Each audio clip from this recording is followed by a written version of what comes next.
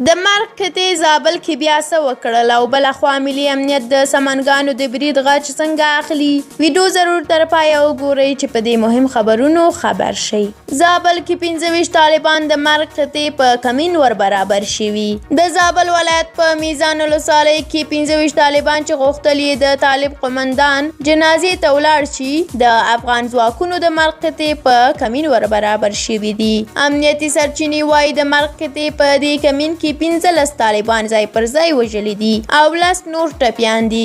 د سرچینې په خبره د طالبانو د یادو 25 تنو ټولې وسلې او مهمات او ترڅنګ یې نقلیه وسایط هم د افغان ځواکونو لاسته ورغلي دي. د معلوماتو له مخې په وژل شویو کې د ملا تواب په نوم د طالبانو د سرې قطعې یو قومندان هم موجود دی. مرګ قطعې د لومړي ځل لپاره پکتیا کې عملیات ترسره کړي وو چې هلته یې هم طالبانو ته درانه تلفات ور اړولي وو.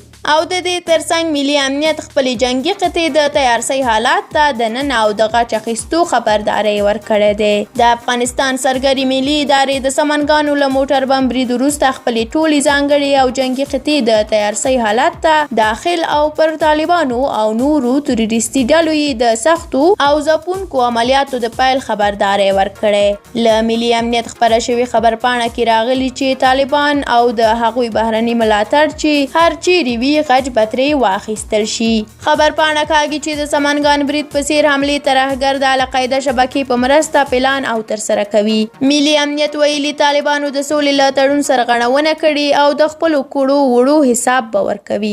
مننه ډیره زیاته له تاسو چې دا ویډیو تر پایه ولیدله. که مو دا ویډیو خوښه شوې وي لایک یې کړئ. که غواړئ زموږ نورې ویډیوګانې هم وګورئ نو زموږ ملاله افغان یوټیوب چینل در سره ضرور سبسکرایب کړئ. تر بلې ویډیو الله مو مل شه. ښه وخت ولرئ.